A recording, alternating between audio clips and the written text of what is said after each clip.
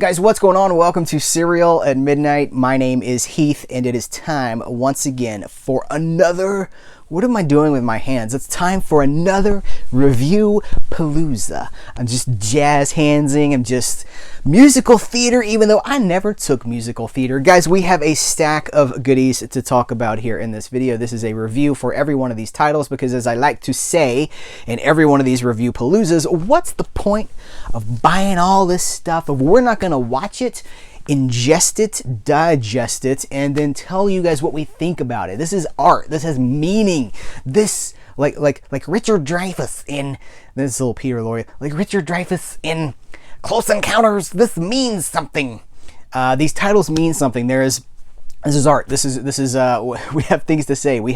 It brings things out in us. So we are going to discuss. This is where all these purchases, this is where the collection earns itself more than anything. Like it's a living, breathing collection as it moves forward and engulfs me.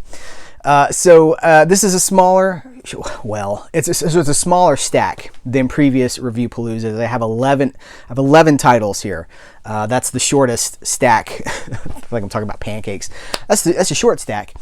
We've never talked about so few movies in a Review-Palooza before, but the last one of these that we did was the longest to date. It was like pushing an hour and a half, and I can't do that every single time, or I will just spontaneously combust, and there will be no more Serial at midnight.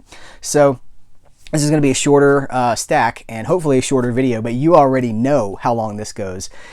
Do we do an hour, or is it? I'm hoping it's less than an hour because there's no reason to talk about that many movies for that long. So, okay, let's just launch right into it. By the way, I should also say this is a shorter stack, but this does not represent everything that we watched here at the channel because I've got spotlights coming. I've got some focused content. I want to, it's the eternal struggle of the YouTuber. I want to have more substantial content. I'm focused on a few labels that I'm going to be highlighting, a few film series that I'm going to be highlighting.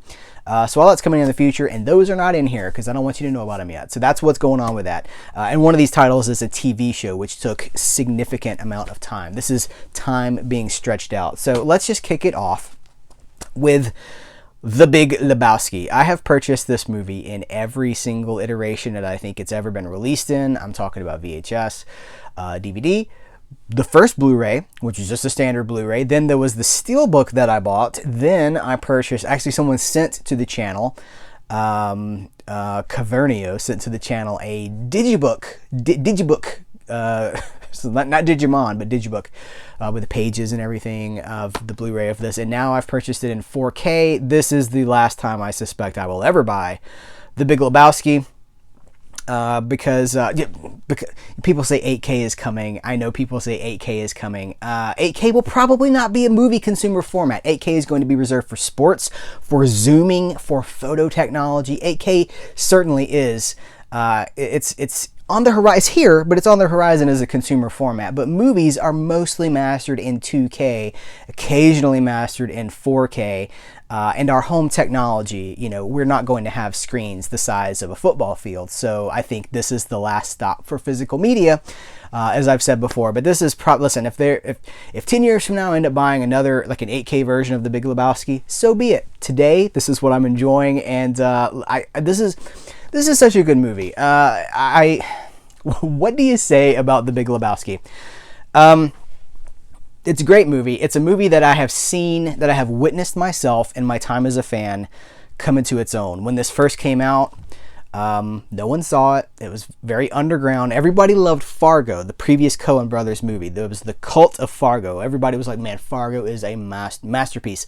This comes out. It's funny. It's very subversive, and people did not know what to do with it. The cult that exists around The Big Lebowski now, with the cosplaying and the conventions and all that stuff, that did not exist. People did not like this movie. Well, first of all, people did not watch this movie. But then when they did watch this movie, they were like, I don't know about that. And then slowly over time, they'd be like, you know what? That Big Lebowski movie was pretty good. And then it grows, and then it grows, and it continues to grow. And now, of course, The Big Lebowski is one of the most revered movies, probably in all of movie history. The 4K version of this is absolutely gorgeous, and I'm not a format snob. We do not tend to focus on format here because As you may or may not know from watching our videos, I don't necessarily care how you watch The Big Lebowski. I would just prefer that you watch The Big Lebowski. So for you, that's streaming, if that's on a VHS tape, however you want to come to it, that's your personal choice. I just think that we need movie literacy. We need pop culture literacy. We need to know these things. We need to have seen them and have opinions about them. That's my goal, not to be pushing a particular format. That being said, I am a 4K fan. This does look absolutely stunning. Such a film-like transfer. So, 4K movies don't put the special features most of the time on the 4K disc because they want the maximum disc space preserved for the movie, the feature. But the special features are on the Blu-ray because there's just more compression and all this. And I'm going to tell you guys, we watched the 4K movie and I was like, well, this is really beautiful. It's very filmic. It just...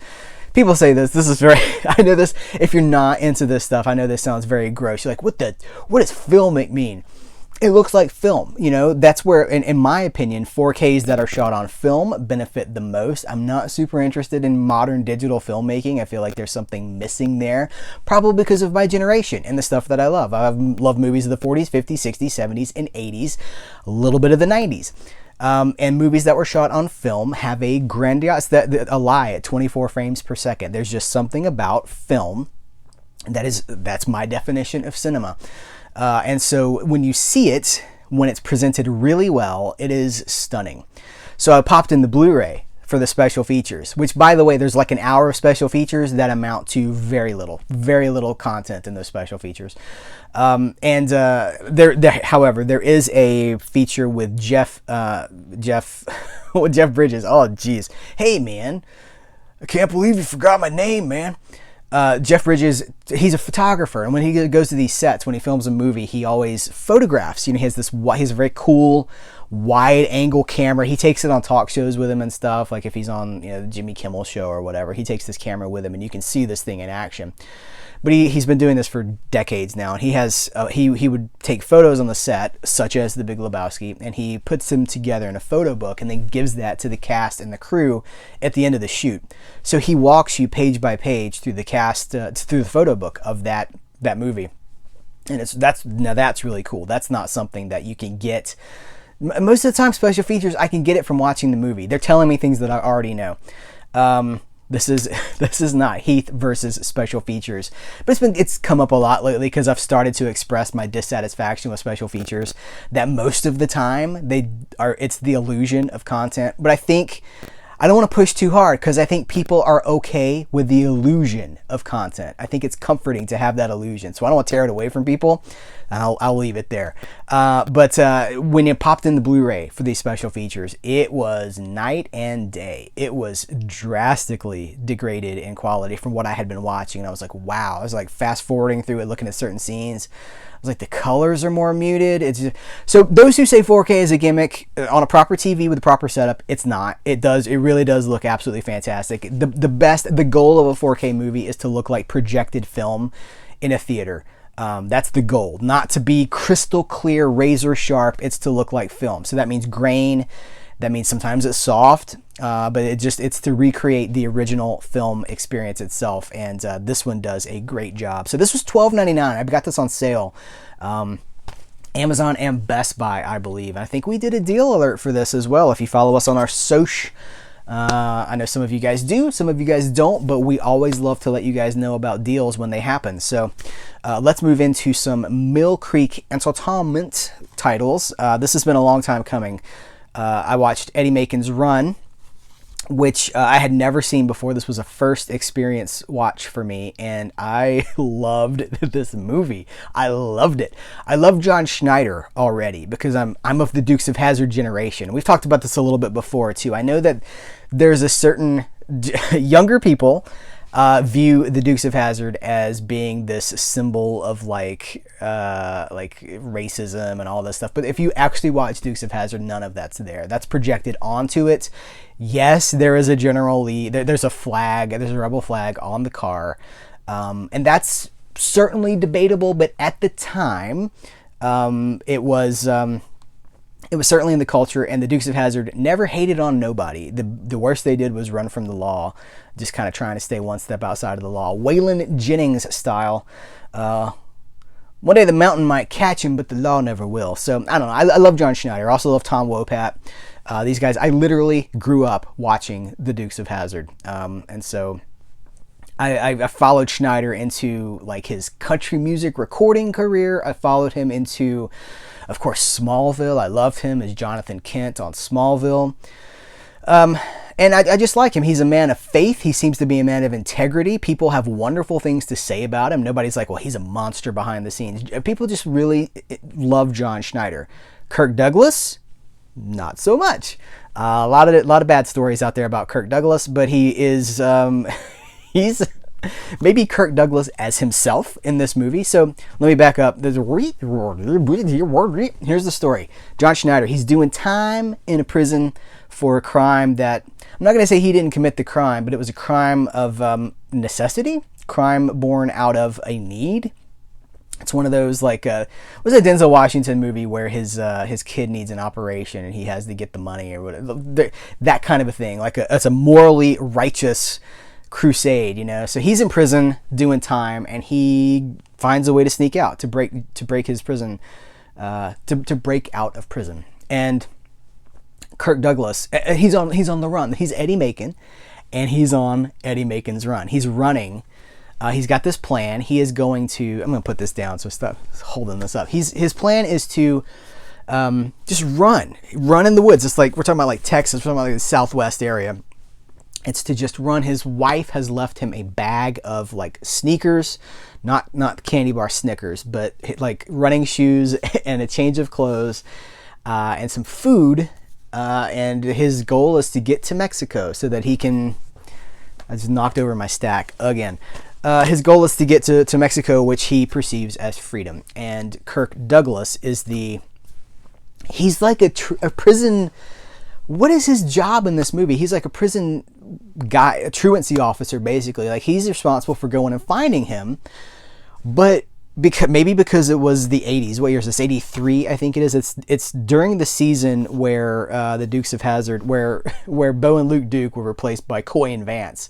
I think it's either right after it or right before that. So he goes and makes this movie. It is 1983, by the way. And so Kirk Douglas is he's terrible in this movie. Just blowing away people, just blowing away private citizens with no authority of the law, really. But it's crazy. It's very watchable. It's very of its time. It's very 1983. The stuff you could get away with in a movie at that time that you can't now. Things that were more acceptable in the culture back then. So I'm not going to spoil this movie for you, but like John Schneider ends up with these. There's like this weird cattle ranch dynasty out in the middle of the open country. And they take him prisoner because they think he's a rustler, that he's out to steal their cattle, or he's killing their cattle, or they're angry with him. And so he ends up like tied up, Pulp Fiction style, in the back of this house. It's super, super weird. But it's really, really good. And there's this woman that helps him to achieve his goal. She's beautiful. She's very talented. Who is the actress in this? It's been a while since I watched this. It's not on the package, but it's this lovely lady right here, and John Goodman. I did not plan this. It's John Goodman's first. I believe it's his first film credited role. He has a couple of speaking lines. He's like the foreman at a construction site, kind of a thing. So young, early '80s John Goodman, pre-Roseanne, pre all that stuff. So that's the movie, but it's really good. And John Schneider gets to sing a couple of tunes, and he doesn't sing them in the movie. He's not like, I gotta get to Mexico, and when I get to Mexico, I'm gonna be free, you're gonna be with me. He's not like that. I just made that up right on the scene. There's a couple of his songs in the movie. I loved it. I absolutely loved it. It's my sweet spot. There are certain movies like, and they often seem to come from Mill Creek because they put out the stuff that me and Mill Creek, man, my heart is in the same place that their business model seems to be in. Like there's a Willie Nelson movie with Chris Christopherson called Songwriter, and it's about being like a country musician in the early 80s, traveling the country, all the weird shenanigans, going on tour. That's another similar. My heart is in these movies. I love that stuff, and maybe it's because I grew up in the South. You know, I'm in the South, and that's just part of my my childhood. I don't know, but I just love these movies. And so I highly recommend. This is available right now. It's a, you know, the thing about these is I don't think this is these are old Universal transfers, and we say this sometimes. You have reasonable expectations. These are not new transfers. These come from the Universal vault, and sometimes the Sony vault or whatever. And so these are transfers that were probably made for streaming or TV broadcast, you know, when HD first started to take off. So they're not cutting edge, but they're solid. You're always going to get a solid transfer, and the price is always right because they're like $8.99, man. You get a movie on your shelf in pristine quality, you know, well, HD, which I consider anything that's been, you know, mastered in HD is better than the alternative for a budget price. So I mean, I really, you can tell. Like I don't sell you guys things. I don't say like something's good just to sell it. And I really enjoyed the movie. There's like little bits of cat hair. The cats hang out in this room. This futon is like cat bed central. So sorry if you see the occasional hair go by. There's not much I can do about it. This is the kitty condo of the house. Next we're going to talk about Heroes. This was a great discovery too. I'm less high on this movie as I was on Eddie Macon's Run, but it was really cool to discover. Yes, it's got Henry Winkler. It's got Sally Field right around the same time as Smokey and the Bandit. And yes, that's Harrison Ford, pre-Star Wars Harrison Ford. Actually, I think this movie was made directly after Star Wars. I think if my timeline is correct, they made Star Wars like through 76. And I think that this was immediately following Star Wars. But of course, the impact of Star Wars had not yet propelled him to where he would go, you know, Indiana Jones status. He had not yet become the star of the Star Wars holiday special, trying to get that Wookiee back to Kashyyyk for Life Day. So Heroes is this, it's weird. You know, these movies, we're talking about 83 and this is 77. So these movies are not made now like they used to be made. Now everything is so committee driven. It's so executive driven. You watch a movie like this and it's one writer, one director. Sometimes the same person is doing both. And the fingerprints are all over it. This person's foibles, this person's interests and their drive. They're human creations and they feel like that. So they're quirky and they're eccentric and you're like, why are we focusing more on this when I feel like the more interesting thing is this? But of course the director or the screenwriter does not agree. So in this movie, Henry Winkler, see, here's the thing. We know from the beginning of the movie that he's a damaged individual. He's running like a grift, it seems like. He's doing something. He's got a wad of cash and he's trying to get to this place. And we don't really know why. We just know he's really weird. He's been in a mental institution or a hospital. And he seems to have connected with a lot of people who are damaged. That's what we know. And then, I mean, I don't want to spoil this movie for you, but I do want to talk to you enough about it so that you might be interested in checking it out yourself if you haven't seen it. Because look, these have been flying under the radar for a long time. When the video stores died, these movies went underground. This is so, okay, I'm just going to tell you. We find out he's a Vietnam vet. And we're talking about 1977, which is very shortly after the end of the Vietnam War. And so this is a movie that deals with the damage, the psychological damage to Vietnam veterans. Harrison Ford is one of his troop members. They served together and they're some of the only survivors from their troop. And there are elements that are comedy, like it feels wacky and whimsical, and he's really like, it's Henry Winkler, it's the Fonz, you know, as this weird eccentric guy that's often played for laughs, but then sometimes it gets uncomfortable. But they do present him as very fragile, as very mentally unstable, and you just learn that he's traumatized by what he's been through, what he's seen. And it was one of the earlier movies to deal with this. You know, we're talking about well before First Blood, before Sylvester Stallone does First Blood, which was the conversation around First Blood. It's like, well, it's one of the first movies to talk about the damage done by Vietnam to these soldiers. But this is also around, I think it's even the same year as Rolling Thunder, the movie with William Devane and Tommy Lee Jones, where they are Vietnam vets who come back from the war and they just don't know what to do. They're made into killing machines by the government for their country. They went and served, and now here they're back, but they're not really back. They're still, you don't come back from that without consequences. So this is another one of those movies, whereas Rolling Thunder is a very violent, aggressive, maybe even exploitative movie. This is not. This is more, it does have violence, it does have comedy, but it's more of a heartfelt, searching movie. And I'll tell you what's weird, it ends, I'm not spoiling the end of the plot. There's a song at the end of the movie, and it's Carry On My Wayward Son by Kansas. And I think it's like featuring Carry On Wayward Son by Kansas. I think that was like the debut for that song, whereas now I associate it with like Supernatural and on the radio all the time. And I associate it with a different vibe than this movie presents. But this was first, so it's all about context.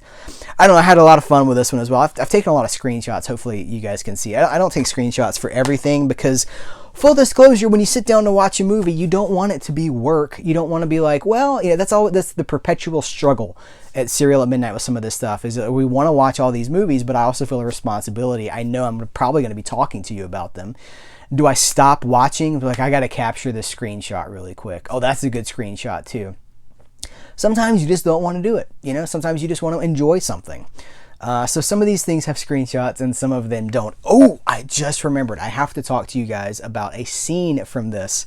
There is a scene with Henry Winkler. We talk about... well, actually, this came up in the comments of a video about how like what they would let actors do at a certain time in movies. There's a scene where Henry Winkler is chasing a Greyhound bus he's running at full speed. Like, he is booking it. He's like track star Henry Winkler. Okay, I'm going to say 30 miles an hour, maybe 35. I don't know how fast Henry Winkler can run, but he's going fast. And this bus is on the highway, and it's like, vroom. I mean, it's not sped up, and it's not a trick shot. The bus is rolling down the highway. He's running full speed alongside this bus. In one single shot, he jumps over the driver's front wheel of this Greyhound bus onto the side of the bus. He's great, like he's holding on to like the mirror or whatever, and then he just like whips himself around, and he's on the front of the Greyhound bus. It's a very impressive shot. I don't even know that they call that much attention to it. It's just like, well, look at this guy. Look how weird this guy is. He's so damaged. But as, of course, watching it now, I'm like, first of all, how did the insurance company behind this movie let this actor do this? Because one slip, one sweaty hand, I drop the grip of the mirror, I fall, the Henry Winkler's gone. Not only have you killed Fonzie, but you've killed the star of your movie, which is already in production. Unless they saved that shot for like the last day. or no, I guess it would be the first day. So if something happened, you could recast him. But that's not what happened. It amazed me that they would let an actor who, look, he was not like, what Harrison Ford would become, But I'm Fonzie, he was Fonzie famous at that point, several years into Happy Days. It just blew my mind that they would let an actor jump onto a roaring Greyhound bus and just ride down the road on the front. But they did. It's an amazing shot. If I ever get to meet Henry Winkler, that's what I want to ask him. That's a side note maybe for another time, but I have things that I want. I have actors. So many people are like, oh, hey, thank you so much for your work. I really appreciate you. I was 8 years old when I first saw the Fonz and I wanted a leather jacket. Like, I have things I want to say to some of these people. If I meet Henry Winkler, dude, was there a conversation behind the scenes about you jumping onto that bus in the movie Heroes? Because it could have gone very badly, and that could have been the end of that movie, and they would have, even from a human interest, like separating ourselves from the fact that Henry Winkler could have been hurt, they would have lost every bit of footage that they've put into that movie that starred Henry Winkler if he'd been hurt. And that's just not... As someone who is always interested in the construction of film, how decisions are made in the production aspect, it's not a good decision because you could have ruined your entire production with one accident. Okay, and there's no wires. Listen, you guys, it's 1977. There's no wires. There's no CGI. Okay, so that's Mill Creek. These are great. These are both available right now. These are deep catalog cuts, and that's what we love. That's where my heart is on these deep catalog titles. So we're gonna move into some Olive Films. There was recently an Olive Films buy one get one free sale at deep discount. I picked up a few, but in this video we're gonna talk about Dr. Terror's House of Horrors. This is an Amicus film. Amicus was I don't want to say they were a peer to Hammer Films, because I don't think that Amicus was ever at the level that Hammer was operating on, but they were a contemporary, and they had moments of genuine competition. And so, it's worth noting that this has Peter Cushing, this has Christopher Lee. Okay, so Peter Cushing was Dr. Frankenstein for Hammer. He was Van Helsing for Hammer. He was, he was in so many of those movies, The Gorgon. He was in, and Christopher Lee, of course, was Dracula. And he was also in The Gorgon. There's all these Hammer movies. Michael Gough is in Dr. Terror's House of Horrors. And Michael Gough was a Hammer guy as well. He was in The Horror of Dracula. So along comes Amicus, and these Hammer actors they now have a place to go to make some money outside of Hammer. It keeps that competition, keeps things fresh. Hammer cannot take these actors for granted because now they have another place to go. Competition is always better for business, right? So this movie, I believe, was the first of the Amicus portmanteau films, the anthology films, like Tales from the Crypt style storytelling, where you have 3 stories or 4 stories. I think this one actually has 5 in it. But premise is these guys are on a train. These characters are on a train. It's Christopher Lee. It's Donald Pleasance. Not Donald Pleasance. It's Donald Sutherland, Kiefer's dad. The Florida orange juice. I'm Kiefer Sutherland's father, Donald Sutherland. Florida orange juice. Anyway, it's him. It's a host of British actors, and Peter Cushing gets on with the full fake eyebrows, and he's like a tarot card dealer, and he's like, I could tell your future. So he starts telling these people, they're like, well, I want to know what mine is. So he's telling them their future, and that gives them the opportunity to do these vignettes where we could see what happens to these people and like what's in their future. And are they good? Are they bad? And of course, there's a morality to all these stories, the morality of these, just like with Tales from the Crypt or with the old EC comics. The morality is you do bad things happen to you. It's also the morality of My Name is Earl. Carson Daly said, do good things and do good things will happen to you. That's karma. So it's really cool, but it's nothing groundbreaking. It's nothing revolutionary. But for those of us who love these actors, more often than not, the appeal for me of a movie is not the plot. It's not even necessarily the location. It's the actors and just watching how something is composed, how a movie decides to do what it does, the set decoration, the color scheme, the performances themselves, the music within it. Those are the appeals. There are only a couple of stories in all of storytelling, not just movies, but in music and in maybe music, not so much, in TV, in books, fiction. Let's just say in fiction, in storytelling. There are only a few stories. It's just how you do it. How you tell that story. Where does this person come from? Where are they going? How are they about what they're about? So I love British horror. I love British horror more than I love any other kind of horror. There's just something about it. I don't know, hey, past life maybe, but I love this stuff. I love Hammer films and I love Amicus. And so it was really great to finally add this one to the collection. It's really cool for what it is. It's a nice little vibe movie. It's not too long, about 1:40, I think it is. Yeah, 1 hour and 38 minutes. 1964. Just get to see my man Peter Cushing, one of my absolute favorites, do what he does opposite some other great actors like Christopher Lee and Donald Sutherland. Okay, one other Olive Films title that I picked up from that sale is The Wild Angels, and this is the first. Well, okay, so let's do this. Before The Wild Angels, I was gonna say this is the first of like the biker genre. That's not technically true, because about a decade before this there was The Wild One with Marlon Brando, arguably where the Beatles got their name from, the Silver Beatles. There's a line for that. That's presented in the Beatles anthology, but that's been suggested by people that was in the back of like John Lennon's head when he was coming up, because of course that was the time of Marlon Brando and the Wild Ones, and there was a motorcycle gang called the Silver Beatles.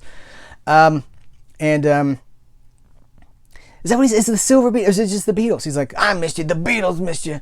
Anyway, do your own research on that. But there is an earlier motorcycle movie, and it's starring Marlon Brando. It's a big deal. rebels, you know, why are these young people so angry? Why are they so rebellious? So that was like a standard for the Teddy boys, you know. Like I don't want to get too deep into this, and I'm already headed down a path I should probably steer out of. But later, this generation, Peter Fonda's generation, grows up on the Wild One. That was their idea of like the ultimate rebellious power figures.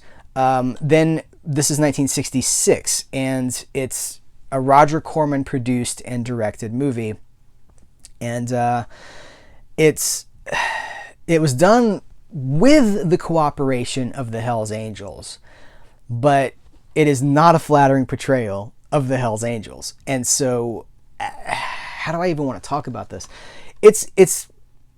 It's kind of it's an exploitation movie for sure. It's like your worst fear of what a motorcycle. If you're a parent in 1966, and you're like, my kids are listening to the Rolling Stones, and now they're smoking the jazz cigarettes, and I'm so worried about them. This is your fear, that they're going to go off and become the Wild Angels, that they're going to get on a motorcycle, they're just going to head out into the California desert, do all sorts of free love, listening to psychedelic music, hurting people. That's the thing, is there's a lot of violence in this movie.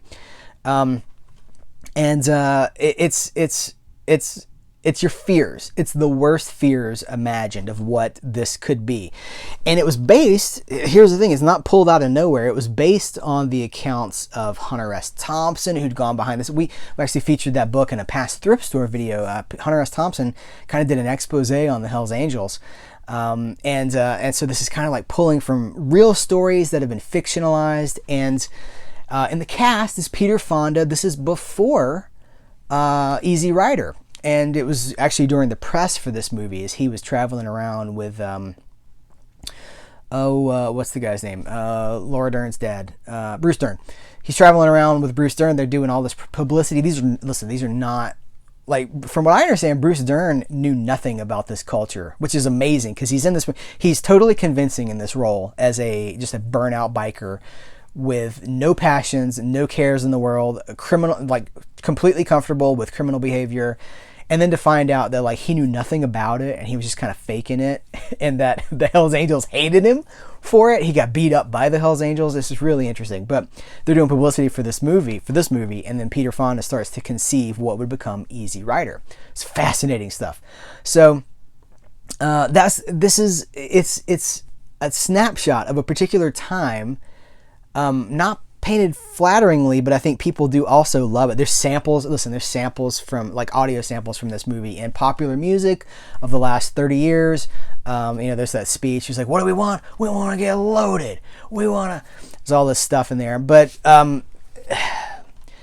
it's really good. Some people will say that it's not a very good movie. I think if you're locked into the vibe of them, if you don't enjoy this sort of thing, I don't think you're going to like it. But if you do like the 60s counterculture, that whole Hells Angels scene, open road, there's a lot of shots of just the California open road out in the desert. It's beautiful. It's a beautifully shot movie.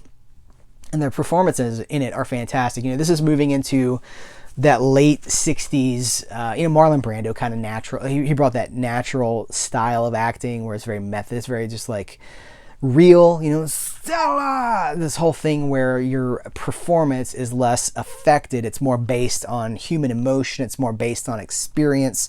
The acting style was changing, and so this movie comes along and it's very natural in its presentation. There's not any really great, like an Oscar scene, there's no scene at the bottom. It's like, for your consideration. There's really none of that. It's just like, this is who these characters are. It's very true to life of a certain kind. So anyway, Bruce Dern is in it. His real life wife, Diane Ladd, is in it. Here's Laura Dern, Jurassic Park. What else do we love Laura Dern from? Anyway, she was conceived during the making of this movie. So she would tell people, because her parents were in it. They were bikers. Bruce Dern and Diane Ladd were two of the bikers. And she would, like, people would ask, like, when were you born? Like, what's your... And so she would show people this movie to be like, this was the environment that I came out of. And it's like, wow. Wow. So it's very cool to have it grounded in that time. Like, this movie gave us Laura Dern. And it's also a wonderful Roger Corman movie. Roger Corman, some people call him the king of the bees. That's I used to call him the king of the bees myself. He's not the king of the bees. Roger Corman never made a bee pitcher by the literal word of what a bee pitcher is. Edgar G. Ulmer is the king of the bees, and we're going to talk about him one of these days soon. But Roger Corman, you know, he did, for better or for worse, he came up from those very low budget schlocky movies, but then he had these really wonderful brushes with legitimacy. All the American International pictures with the Edgar Allan Poe cycle, the Vincent Price movies, and then stuff like this. Like Roger Corman for a while was firing on all cylinders, and the movies that he was making were legitimately, they were artistic. They were wonderful films. And this is one of them. I've talked enough about it. I highly recommend it if you're into that sort of thing. If you're not, I don't know what the appeal is going to be for you. But let's move into some Kino titles. I think, I'll maybe, what are we running at? 35 minutes. All right, we're okay. We're okay. Actually, is that right? Yeah, 35 minutes. Okay. High Commissioner. This is from Kino Lorber, and this is it's got Rod Taylor, who is amazing. I've talked before, I think when we unboxed this in the sale video, did we do an unboxing for this? I actually don't remember. I haven't done unboxing videos for everything we've bought because I don't want to put too much focus on purchases. This is what I'm more focused on, but I may have done. Rod Taylor, he's an amazing actor. He reminds me of Robin Williams. Or I guess I should say Robin Williams reminds me of Rod Taylor because, of course, Rod Taylor was there way earlier. If you watch him in movies, it's amazing how he was able to, as he was a wonderful actor, he could do multiple different types of performance. So a movie like The Dark of the Sun, it's as grim as anything I've ever seen. It's a hopeless performance. It's such a dark, morally empty or gray maybe performance. But then he's in a Doris Day movie, The Glass Bottom Boat, and he's like, oh, he's the charming leading man. It's alongside Doris Day. You're like, what? This movie is somewhere in the middle of that. He plays Rod Taylor was Australian. He plays this Australian guy who is he's sent to. Okay, let me rewind here. Chris Plummer from The Sound of Music and Knives Out. He is like an ambassador to the United Nations, and I think it's the United Nations.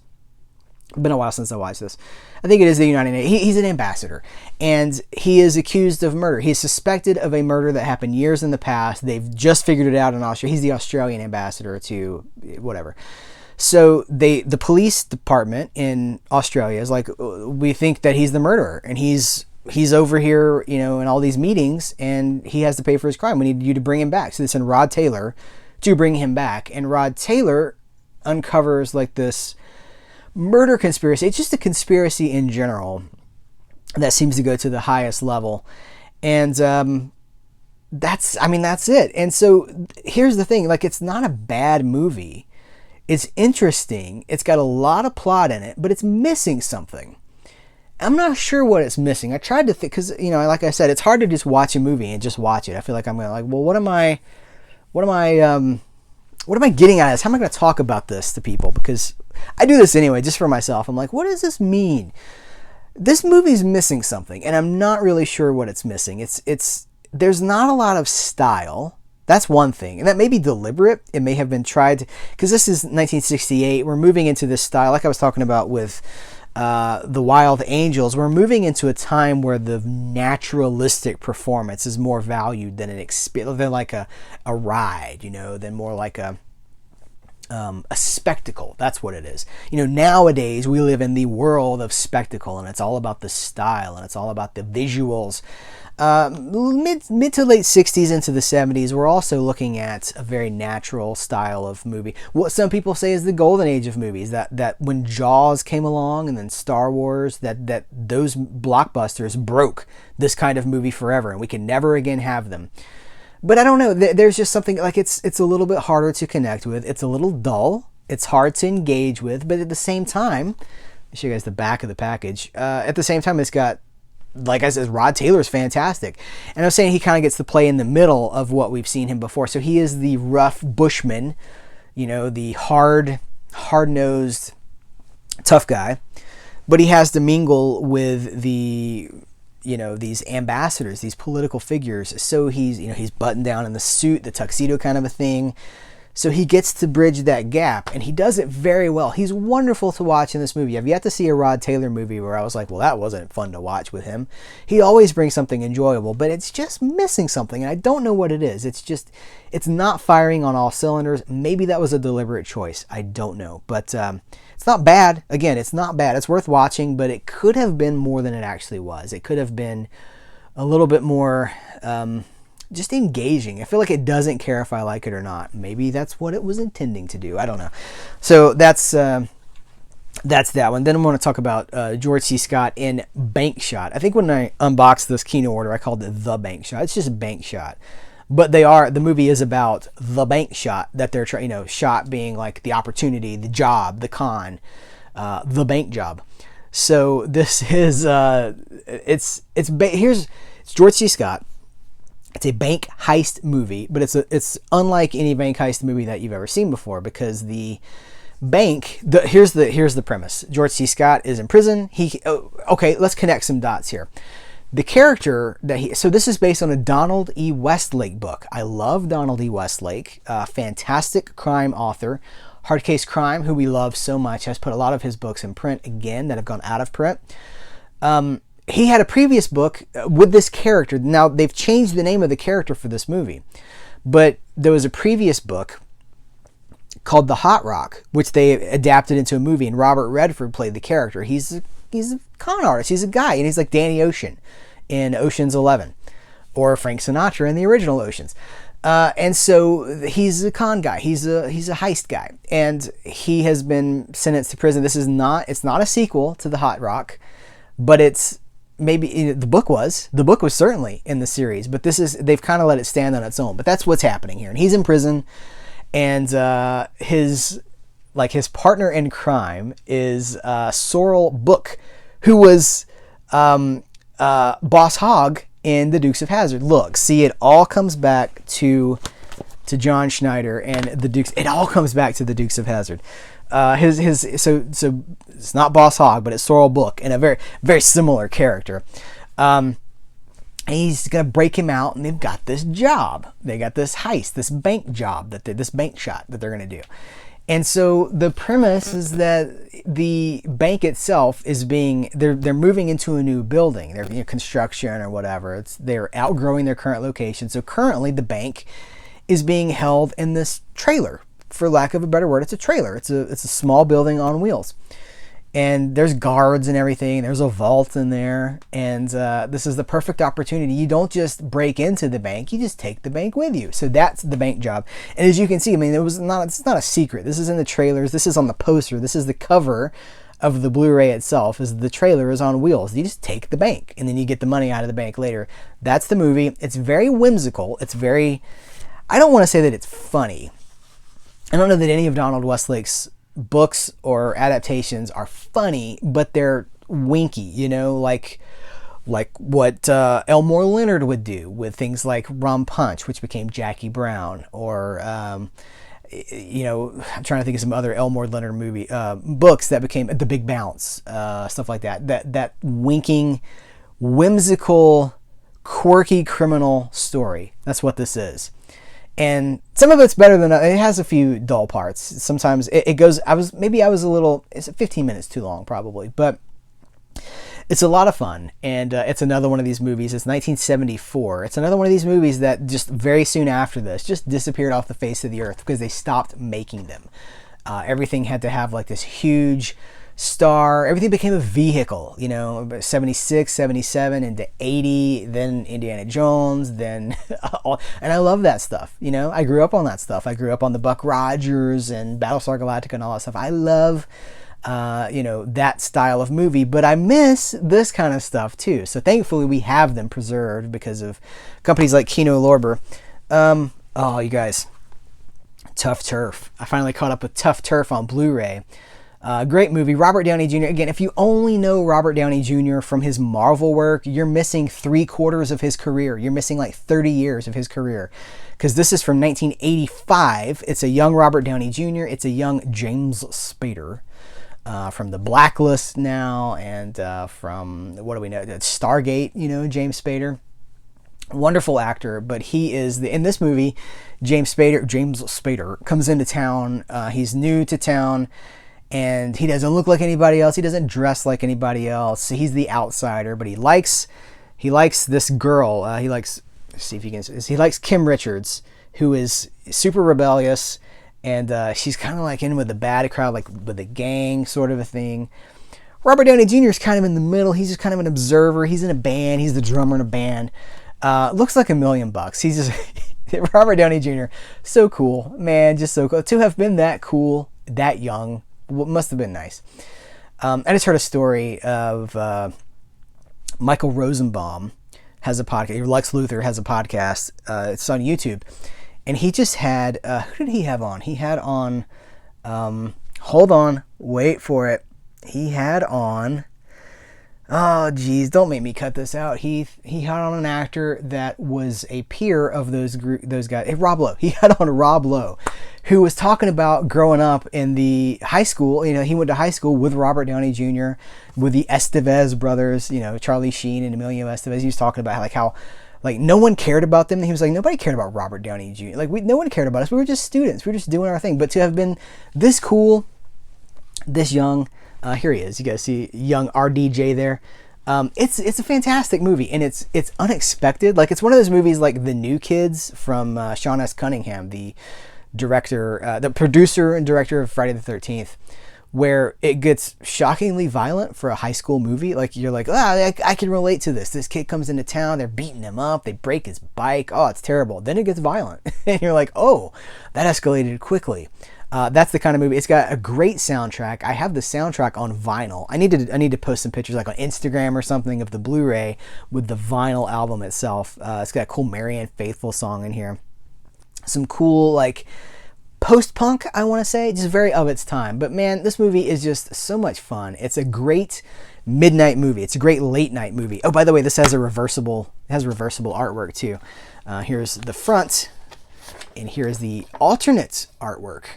So I think this is what my vinyl cover looks like. Anyway, it's fantastic. It's got, what are the special features? I think it's got a commentary. Yeah, it's got a commentary with the director. So that's cool. I don't think the other ones Bank Shot has no special features, and High Commissioner has no special features. But, Tuff Turf does. All right, guys, we're going to talk about Yul Brynner, Invitation to a Gunfighter. It defied my expectations. That's what I'll say. How are we doing on time? Ooh, might be doing an hour. I didn't think we'd hit an hour, but looks like we're going to hit an hour. Invitation to a Gunfighter. It's a young George Segal who is now slumming it on the Goldbergs. You know, I say that. Listen, no judgment. He is at the end of his career. He's nearing the end of his. I wish him all the days in the world. I'm not trying to put him in a coffin. He's nearing the end of whatever he's doing. Right? He's still working. I'm sure that having 2 days a week of work on the Goldbergs is a wonderful job. But once he was a leading man, and he was fantastic. And you get a young George Segal, also in the Hot Rock. Look at that. I love to connect the dots. It's one of the joys for me as a movie fan, as a pop culture fan. It's connecting these dots. You go, oh, that's that guy from so-and-so. And then the more movies you watch, you're like, oh, he was also in so-and-so. Oh, and that person here. And then before you know it, you just have this vast map with strings connecting all these different pins. And you know stuff. You've built this base of knowledge. I love that. So young George Segal, this is 1964. He's come back from the Civil War, and he goes to his homestead, his family homestead, and discovers that it's been sold. And he's like, what's going on? This is my family. And they're like, not anymore. We sold it. You didn't show up for the so-and-so, so we sold it. And he's like, but that's not. So he becomes an outlaw by the corrupt authority figure of the town, who's played by Pat Hingle, who is... I think most of you probably know Pat Hingle as Commissioner Gordon in the Tim Burton Batman movies. Just like old and grouchy, and kind of always was. This is like 30 years before that. It's the 25 years before that. Still kind of old and grouchy. But he's the authority figure that he owns the town, you know. So Yul Brynner comes in. He's he's like a wandering gun for hire. He's basically a bounty hunter. And much like Clint Eastwood's character in for a Fistful of Dollars, the first Leone spaghetti western, A Fistful of Dollars, he doesn't really see this. He's in the middle. He's playing these sides. He's like, well, this town is terrible. I want nothing to do with you people. And I also see that the person that I'm being paid to, because they've hired him, they want him to kill George Segal's character, and to just eliminate the problem. He's like, but he's caught in the middle here, and he doesn't really like anybody, as he's playing his own game. And at first, it's a slow burn. That's what I'll say. It's an hour, and it's 92 minutes long. For about 60 of those 92 minutes, it's just character building. It's just he comes into town, he's learning his interactions with the people. We're like, oh, he's a really good shot, but he doesn't use it. He's just kind of waiting. He's just like, the Yule abides. Hey man, that gun really tied the room together. He just abides. He's just existing in this town, watching, observing, thinking, putting things together for his own ends.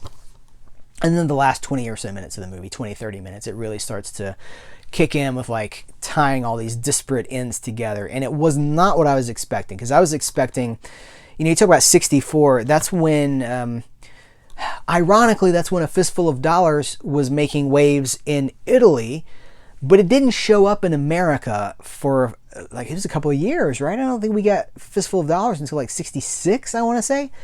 Anyway, if you'll fact check me, I know you guys will, you'll fact check that, but the point is, this is at the beginning of what would soon be a very different kind of Western. The Western was changing, and I guess I was expecting more of the latter kind of Western. Even The Magnificent Seven, which was like 4 years before this, is more straightforward, aggressive, just like we got to put together a team and we got to do this job. This is more meditative. This is more of a character piece, and I just wasn't expecting that, but it does all come together. It does have an explosive, fiery climax, and when it was done, I was thinking about it for a long time afterward. It really resonated with me, so I enjoy this. If you guys catch this, is part of the While Supplies last sale, which means that when this sells out from Kino Lorber will no longer have this. They're letting the license go for this. So maybe, if you're seeing this in the future, hopefully someone else has picked this up, or you can get your hands on it. However, again, I'm not a format snob. However you can get your hands on Invitation to a Gunfighter, please do. I think it's worth your time. Avalanche. This is distributed by Kino Lorber for Scorpion Releasing. And it was 1978. I was going to say 76. That's a 78. Again, Roger Corman produced. He did not direct it, but it's produced by Roger Corman. Kind of exploiting, because, it's Roger Corman. There was a lot of exploitation. It's kind of exploiting the disaster cycle. The Poseidon Adventure, the Towering Inferno, Earthquake, Airport. I was going to say Airplane, Airport. Disaster movies in the 70s were big business, and this is it's a ski resort disaster movie, and it's got Rock Hudson. See, behind the scenes, I'm starting to slow down. I'm wearing out. You can't talk for an hour straight without slowing down, or it's catching up with me. So Rock Hudson is the protagonist of this movie. He's the main character. He's not necessarily the protagonist. He's kind of a douche, but he's the main guy. And who is the lady in this? I can't remember who the lady is. Oh geez, Mia Farrow. That's it. It's right here on the cover. It's Mia Farrow, and she is his ex. Which, you know what? Just gonna move past it. So Rock Hudson is this entrepreneur who has built this ski lodge in the top of this mountain, and the construction people are like, it's not gonna go well, man. You don't build this sort of an avalanche. You don't build this sort of a vacation resort here with all the avalanches that could happen. So Robert Forster is the nature guy, the guy who's connected to nature. Like in a Western, he'd be the guy that was out scouting and communing with the deer and stuff like that. But he's making sure everything's on the up and up, and that there's no doom coming. But even he's just like, man, you don't need to do this. This is not good. So he's testing for avalanches. Here's the thing. This is a 91-minute movie, and the avalanche happens at an hour or something in. It's like build, build, build, build, build, build, build, Avalanche. But when it comes, it's crazy. It is crazy. There's this guy who's like in the kitchen of this resort, and the Avalanche hits, and he's like, like throws him into the back of the wall, and the wall's like, pooch. It is amazing. Like, they pulled out all the stops for this thing. And so it's a lot of fun. Listen, I love it. It's fantastic. It's so much fun to watch. Robert Forster is great. Rock Hudson is great. This is from the second era of his career, when he'd been the leading man, the Doris Day leading man, like, hey, with Rod Taylor. But this is moving it. He's an older actor. He's nearing, here's the thing. So many of these movies, these exploitation movies, they either get people on their way up or they get people on their way down. Rock Hudson, undeniably on his way down, but he was doing some really interesting work. I talked about, when we first talked about this in that unboxing video for the sale, the Wild Supplies last sale, I talked about a movie he's in called The Hornet's Nest. And it's the most unconventional World War II movie that I think you're ever going to see. One of them, at least. And he's so good in it. And it's not, you're like, this is Rock Hudson? It doesn't even seem like the same guy. What he was capable of, the level that he was able to achieve, it's really, it's remarkable. And here as well, it's not, it's just a few years later, but he's like overweight. He just looks like your grandpa. But he's still Rock Hudson. He's still got this gravitas.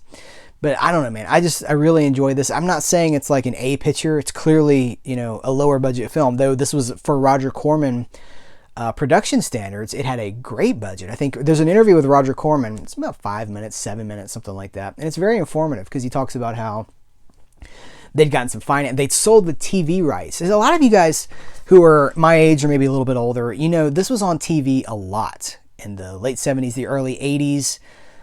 Because Corman sold the television rights before the movie had even been made, because disaster movies were all the rage. And he was able to take that and to invest some of that and make it the best movie that he could. And it shows. Again, when Corman, like with The Wild Angels, when Corman is really clicking on all cylinders and he brushes against some legitimate, wonderful cinema. So, I don't know. This also has an interview. When I speak negatively about special features, there's like a 12-minute interview on here with Robert Forster. 12 minutes. You know what he says? Nothing. He says nothing. He doesn't remember the movie. He doesn't remember making the movie. What was it like to work with so-and-so? I don't remember. What was it like to be on the side of the mountain? Well, it was beautiful. Were there any standout stories from working on the side of the mountain? I don't remember. He doesn't remember it. So, I guess it's cool to have that preserved, but this is why I say, there's an illusion of special features sometimes. That doesn't mean I'm not grateful for Scorpion Releasing or Kino Lorber for putting these on the disc, because it's cool to at least, we don't have to wonder what Robert Forster thinks about Avalanche. He tells us he doesn't really remember it. He enjoyed it. Do you like it? It's okay. Do you not like it? No, it's okay. It's in the middle. That's what he says. He's like, yeah, it's in the middle. So, hey, last, but this is a departure. This is not a movie. I picked up I think this is the most recent Doctor Who set. I've been buying these. I've been supporting this line from the very beginning. When the first Tom Baker set was released, which was the first volume of the classic Doctor Who on Blu-ray, we had a video. We had an unboxing video, covered all that. We've been covering this line kind of in the background for a couple of years now. And I've been supporting these. There's a few that I've been waiting, because I very quickly learned, don't buy them. Don't pre-order them. 2, don't buy them as soon as they're brand new, because shortly thereafter they're going to drop way cheaper than what you pay for them if you get them as soon as they come out. So this was half price. The Tom Baker one that I think I paid $50 for is frequently like $20 now. So I've slowed down on these because I am ultimately, I love to cover things for you guys as quickly as I can, but I also want to be smart with my money so that I can see, you want to support as much as you can, spread it around if you can. So I waited on this, but this has only been out for like a month and a half as of this video. This is Sylvester McCoy's final season and the final season of classic Doctor Who. I did not love most of these stories going into this. I'm a big Doctor Who collector. I have most of Doctor Who on DVD. Not all of it, most of it. And I've never had a fondness for this era of Doctor Who. And along comes the Blu-ray, so of course I want to support this, but it kind of affirms everything that I ever thought. And now I'm older. It's probably been 10 years since I watched some of these stories, maybe even more than that. And now I have I have more wisdom. I've seen thousands and thousands of things since then. I have more. The more you watch, the more your opinion, you're able to judge things, right? You build a knowledge base by which you can discriminate certain things. And I think they're even worse than I used to think they were. But hold on, because I am going to circle back around. I'm not just like pooing on this season of Doctor Who. There's Sylvester McCoy is wonderful. He's a wonderful actor. His personification of the Doctor, trying to take the character back to this mystery character, trying to, Colin Baker's era, the Doctor before him, had kind of gotten some, actually for both of the previous Doctors, it had kind of gotten lighter, less mystery. They were really trying to re-inject the enigma back into the Doctor, and I really love what Sylvester McCoy does. The companion character, Ace, played by Sophie Aldred, is arguably, and they do make a very firm case in the special features here, the greatest companion ever to grace Doctor Who. You might also say Rose from Christopher Eccleston's seasons, or his season, I guess him into Tennant, Doctors 9 and 10. But they really make a strong case that Ace, in her 3 seasons on the show, started as this one character, grew, achieved a peak, and ended the show as matured, having completed his character arc that was really remarkable. Not a peer of the Doctor, but a legitimate, just a wonderful, fully realized person that was not there at the beginning of it. And but the stories themselves, you guys, now here's the thing. I know some of you guys are my age, maybe a little older than me, and you saw these on PBS or you saw them on the BBC when they were new, and so many people, like, this is their Doctor. And looking up some of the not publicity, but for reviews of this set, I saw people say that this is their favorite season of Doctor Who. Now, for me, I think this is probably the bottom of Doctor Who. I don't think I can think of anything worse in classic Doctor Who. Not necessarily in New Who, but in classic Doctor Who, I think this is maybe an argument that if it's not on the bottom, it's near the bottom, because the stories are just so poorly constructed. But here's the thing. So there's so many, one of the reasons that I love these box sets is they present new material, new documentary footage. There's like hours upon hours of new documentary stuff in this Blu-ray box set. And they're able to go back to these stories, and in some cases there's alternate versions, like they would do. Okay, so here's one of the stories is Ghostlight is one of the Curse of Fenric. That's another one. They actually the biggest one is it Battlefield. Battlefield is the one that I think benefits the most from an alternate version. There's actually 2 other alternate versions. So yes, there's 3 versions of Battlefield on this box set. There's a Redux with more scenes in it, better special effects. Like, they went back and like fine-tuned the special effects. They reordered the story, and it's so much better. But it's still not necessarily good, in my opinion. The problems that I've learned from these wonderful special features is that Doctor Who was dealing with underfunding. The BBC had drastically cut funding. They did not have enough time. And so they were also chopping episodes. What should have been like a 6-episode story gets 4. What should have been a 4-episode story gets 3. And so there's just not enough room to tell the story. And so they do the best they can with what they have, but the editing is rushed, the music is rushed, the special effects, everything is just rushed. And it feels like it. It really feels hard to connect with these stories. They're just like, they're breezy, they don't make sense. You're like, wait a minute, what?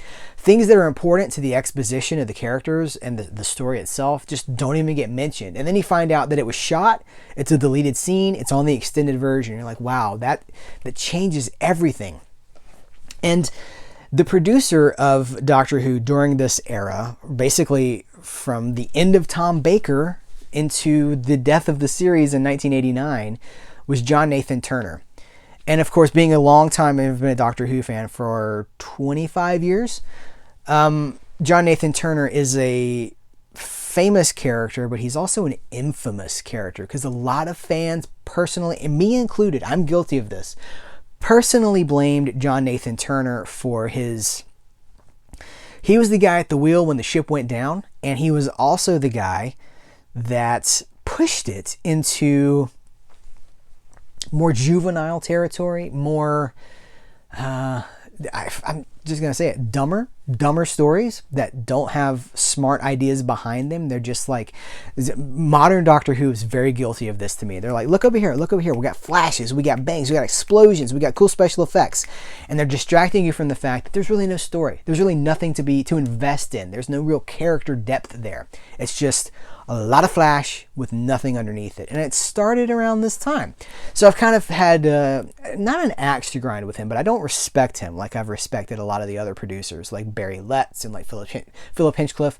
There's a documentary on here. It's called Showman, The Life of John Nathan Turner. And I want to tell you guys, it has turned me around completely. It is such a compelling, it's feature length. It's about an hour and 22 minutes. And it is such a compelling story of this guy from birth to death. He died at the age, I think it was 54 when he died. He basically smoked and drank himself to death. The tragedy of John Nathan Turner and seeing it presented like the way that they do.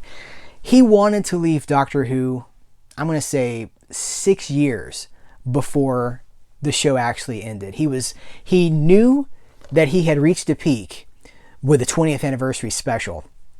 With like the 5 Doctors, all that stuff. Like, he knew that he had reached a pinnacle with what he was able to achieve, and he was ready to go. And the BBC would not let him go do anything else. And it's hearing the facts presented by the people that knew him and that loved him, worked with him. They have the Colin Baker, Doctor Number 6 is on here.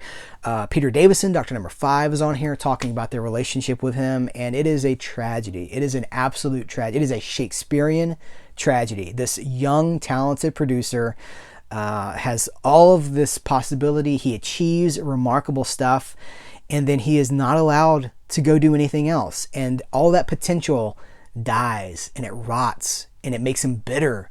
And there's a lifespan for everything. There's a lifespan for this channel. There's a lifespan for Serial at Midnight. There's a lifespan for every creative endeavor. If you do not move on to another phase, what you have built will slowly start to die and to rot. And that's what happened. And it's so sad. It's so tragic. But I've never seen the story presented in the way that it's presented on this box set in this new Blu-ray feature. I'm telling you guys, it's feature length.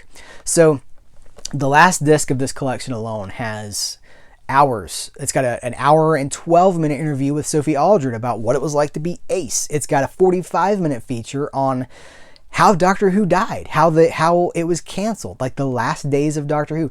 Fantastic stuff. So from a preservationist aspect, story-wise, I still, maybe over time, as I continue to delve into the alternate cuts and stuff, maybe I'll soften on some of this stuff. I love Sylvester McCoy. I love Ace. I love the character that was brought to life by Sophie Aldred. And now I think I even love John Nathan Turner for what he was trying to do. But it's the special features here where these really take on their own... That's like, now the truth can be told. So when we talk about the shallow special features of Robert Forrester saying, I don't remember, we also have to counter that with something like this, where we have a full feature-length retrospective on the entire career of someone who is so deeply involved with this show. This is what we need. This is where special features need to be. They don't need to be on interviews with people who don't remember what it was like to be there, or, telling you things that you already know. Well, Doctor Who is a character that travels the galaxy, and boy, it's a lot of fun to play someone who travels the galaxy, because he can go anywhere and he can do anything, and in his lifespan he's been so many different people. We don't need that. We need stuff that tells us what happened from the people who were there while they're still with us. I know they have a lot of interviews in the can already, because some of these actors have passed away since they started, even the Blu-ray range. Some of these actors are no longer with us, so got to get it while we can. So I do, for all the lack of affection that I have for the stories themselves, this package, you guys, it's magnificent. It's going to do it for this Review-Palooza. It still ended up being a meaty meal of a video. So we'll have so much more coming in the future. I have so many plans. We are taking this thing have big goals, and I have so many things I want to share with you guys. So much passion that I have for things that we haven't even talked about yet. Where my heart is, that I'm building. I'm in a building phase. So stay tuned. There's some very cool things coming. Guys, thank you so much for hanging out, talking about these titles. Have you seen any of them? What do you think about them? Have you picked them up? If you haven't, are you going to? I really do appreciate you, and I appreciate your time. Making it to the end of this video really means a lot to me. Your support, your friendship, it really does mean a lot. So guys, thank you so much. Take care. And until next time, I will catch you later.